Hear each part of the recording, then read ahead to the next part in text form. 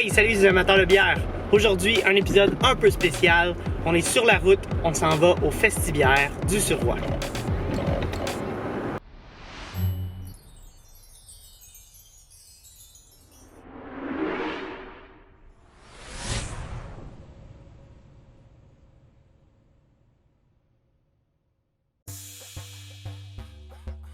Le Festibière du Surroi, c'est un festival où on peut déguster de bonnes bières de microbrasserie, des cidres, vins et spiritueux, ainsi que rencontrer les différents restaurateurs et artisans présents. Le tout dans le parc d'Elfa-Sauvé à Salaberry de Valleyfield, bordant la baie Saint-François et le vieux canal de Beauharnois. L'édition 2018 du festival se déroulait du 7 au 10 juin et regroupait un peu plus de 10 microbrasseries avec une offre de plus de 200 bières. Parmi celles-ci, on pouvait trouver Ferme Brasserie Schoon, Microbrasserie du Bois-Blanc, La Gabière, Brewpub Brouhaha, Hochelag et bien plus.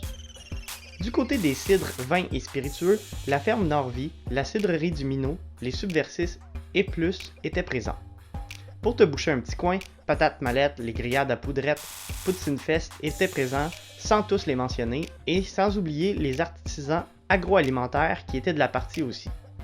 Artisans du terroir, Ferme du Coteau et Miel Campi en sont quelques exemples. Ce qui est formidable, c'est que tous les profits de l'événement étaient versés à l'AD10 et le projet Défilogie. Une superbe fin de semaine où j'y ai passé 2 jours et où j'ai pu m'entretenir avec plusieurs des brasseurs présents, dont certains à la caméra et qui fait suite à cette vidéo. C'est ma première expérience de vlog avec ma caméra, alors désolé d'avance pour les mauvais cadrages. Dans le fond, l'important c'est d'en apprendre plus sur ces microbrasseries, leur histoire et leur offre de produits. Bon visionnement! Donc, j'étais avec Patrice de chez Bière Schoon, Ferme Brasserie Schoon en fait. Oui. Bonjour. Dis-moi, Patrice, quel genre de bière que vous brassez? Donc, de par mes origines belges, mes bières principales, ce sont des bières de type belge, mais maintenant on s'amuse à faire beaucoup de bières complètement différentes, comme avec la Dead Samurai, on fait toute la gamme des IPA. On est spécialisé aussi dans les bières sûres, Ok. donc, tout ce qui est lambic, lageuse, et voilà, c'est un peu pas tout. On peut vraiment faire n'importe quel type de bière, mais après c'est ce qui me plaît de faire. C'est toujours de faire une bière qui va me faire plaisir pour mettre sur le marché. Super! Puis dans le fond, vous autres, c'est une ferme brasserie parce que la plupart des ingrédients que vous utilisez donc, est récolté directement oui, et cultivé on sur a vos terrains. une ferme qu'on a toujours eu et on a ajouté la brasserie sur la ferme. Comme tu as pu voir, la brasserie est à 10 grands pas de ma maison. Oui, J'ai exactement. pas besoin de frigo à bière chez moi, là. À 5 minutes de la mienne, donc. Et donc, on cultive le houblon, l'orge pour faire le malt. Donc, on fait du malt blond à la brasserie. On fait le blé qui sert pour faire les blanches. Et de l'avoine pour ajouter pour faire un peu plus de mousse à certaines bières. OK. Puis, mettons, au niveau du ratio, quel pourcentage d'ingrédients que vous utilisez dans vos bières qui vient directement? En moyenne, ça donne à peu près 37% total de la consommation de grains et de... Le houblon, c'est moins parce qu'on fait une seule variété. Okay. Mais là, on est en train de tout changer. On est en train de planter des variétés américaines parce que c'est ce qu'on utilise de plus en plus. Parce que la variété qu'on a actuellement à la brasserie, c'est la variété Fogol. C'était la variété qui poussait à Saint-Polycarpe dans les années 40. OK.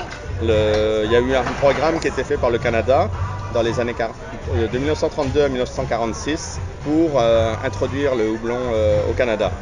Parce que l'Allemagne, qui était le fournisseur de houblon, était passée sous les nazis à ce moment-là. Ouais. Et donc, le Canada avait décidé d'avoir un autre moyen de s'approvisionner en houblon.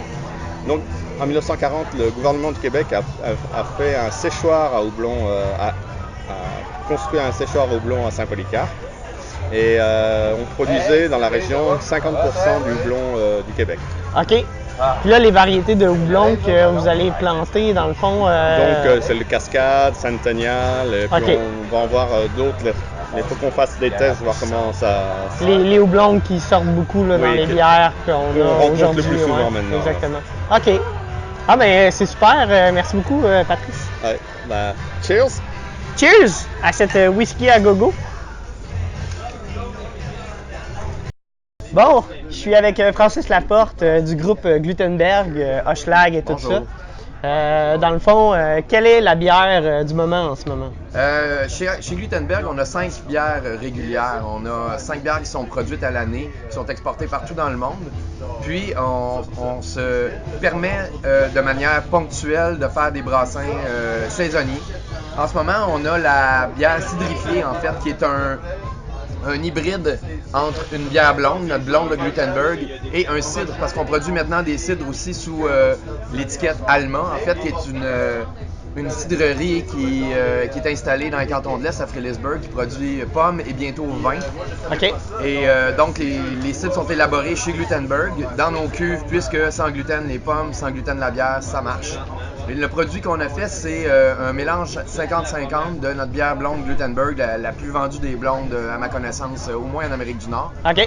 Ainsi que le cidre Klaus de Alma, qui est un cidre brette, avec des levures sauvages. Un cidre très, très, très nature, en fait à partir des pommes indigènes du Québec, qui sont la Dolgo, entre autres, qui sont des pommes acides qui balancent bien le sucre dans notre cidre, qui font de ce cidre un des plus secs sur le marché au Québec. Et avec des contenu qui est élaboré avec fermenté avec des levures sauvages, ça lui donne un petit goût vraiment funky. Ouais. C'est un cidre un peu comme méthode espagnole. Les Espagnols qui font du cidre le font d'une manière différente des Irlandais, qui ajoutent beaucoup de sucre dans leur cidre pour le rendre plus attrayant. Mais ça fait aussi un cidre beaucoup plus sucré, moins digeste, moins facile à boire quand il fait chaud. Puis ils utilisent des levures de bière plutôt que des levures sauvages comme c'est le cas. Donc nous, c'est vraiment le cidre d'Asturie, en fait, qui est une province de l'Espagne au nord, où ils n'ont pas de raisin, ils n'ont pas de vigne parce qu'il y a trop d'altitude. OK. Et donc, c'est des pommes qui font pousser là-bas, puis ils n'ont pas de tradition brassicole non plus, c'est du cidre. Donc, c'est un cidre très proche de ça, à découvrir dans la bière cidrifiée, dans le sens où c'est un hybride qui permet de savourer le cidre sans que ce soit trop fort non plus, parce que c'est un cidre qui n'est pas fort en alcool, mais fort en goût. En le mélangeant avec la bière, ça fait un produit tout à fait buvable, absolument délicieux et rafraîchissant au possible. Donc, vous avez la chance d'en avoir en épicerie dépanneur pour encore quelques semaines. Ensuite, va arriver notre prochaine bière du moment. OK. Mais sinon, au niveau du 50-50 cidre et blonde, Oui. On parle au niveau du brassage ou par après? Par après. C'est un assemblage OK, post-brassage. parfait. Post-fermentation. OK, Voilà. super. On a fait un dosage, puis je vous dis 50-50, mais les chiffres sont pas aussi exacts que ça.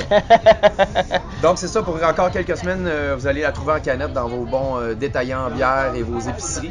Vous allez aussi pouvoir profiter bientôt de notre nouvelle bière qui est déjà se représente pour la 3e saison consécutive. À ce moment-ci de l'année, notre Gose de Glutenberg sort sur les tablettes aussi, puis c'est un produit unique, encore une fois, hyper léger, hyper rafraîchissant, une petite bière à 3,8%, acidulée, citron, lime, un petit peu de sel marin, la parfaite bière de réhydratation. OK. Au prochain festival, on va en avoir, et dans les métro, IGA et dépanneurs à bière, vous allez la trouver aussi. Canette verte, bleu pâle et orange. La Gose de Glutenberg. Parfait. Ben, merci beaucoup. Bonne journée. Donc, je suis maintenant avec Guy, de chez Bois Blanc à Hudson, une microbrasserie que j'aime bien. D'ailleurs, je passe pas mal mes soirées ici, les soirs de festibière de Valleyfield. Donc, sinon, au niveau de ma microbrasserie, vous brassez combien de bières? présentement, on a une douzaine de recettes là, qu'on maintient, qu'on essaie d'avoir la panoplie. OK. On est une microbrasserie qui œuvre beaucoup dans le houblon. Fait qu'on a, je pense, c'est 7 IPA au catalogue. Quand même. Ouais, puis, mais on a quand même aussi des styles plus différents. On a entre autres une California Common Ale qui s'appelle la 42 et 2. C'est une bière très très très bonne. Bien peu commune comme style. C'est une bière qui est un petit goût de caramel, un petit peu fumé, sans aller dans l'excès. C'est un bon vendeur. Ça a été une bonne réussite là. Ouais. Et somme toute, on a aussi des bières plus fruitées comme des New England IPA qui sont bien populaires en ce moment. Ouais. Puis on a aussi des rousses, mais Ouais, la Double Red. Ouais, Double Red Alert avec 7,7%, mais qui. L'alcool n'est pas très présente en bouche, mais que. Je suis pas un amateur de rousse, mais cette bière-là, je l'affectionne vraiment, elle est vraiment, vraiment bonne.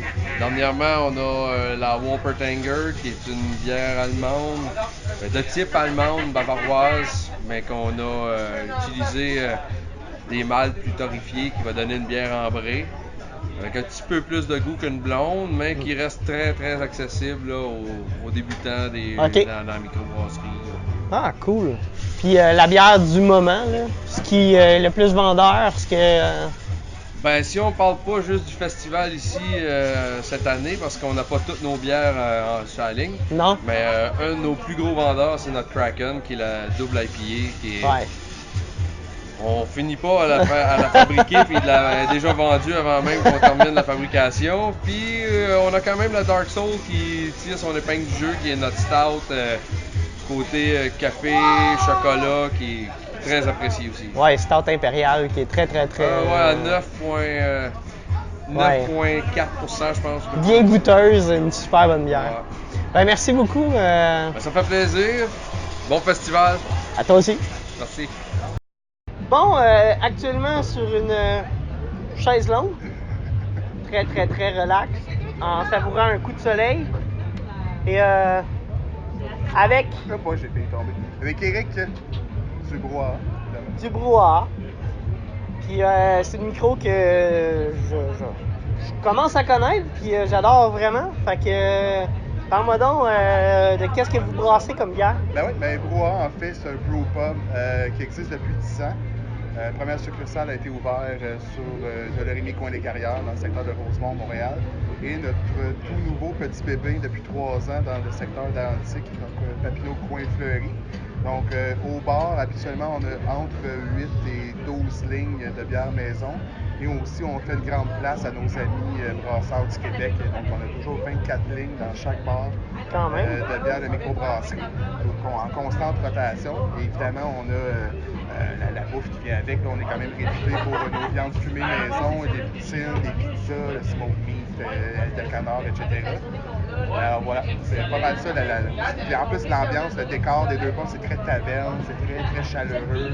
Fait qu'on essaye d'être convivial et de faire découvrir la bonne bière du Québec. Cool!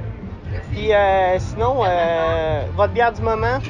Ben, actuellement, avec la chaleur qui vient d'arriver, qui s'installer pour de bon, la coup de soleil, ce qu'on voit présentement, ouais. Donc, c'est une base de blanche belge, ajoutée de bactéries acidifiantes, évidemment, pour accentuer l'acidité de canneberge de framboise. Donc, petite bière fruitée, assez passe-partout, facile à boire. Oui. Et commencer la journée, c'est 4,5% d'alcool. C'est très, très, très estival comme ça. Ben oui, c'est vraiment, vraiment bon.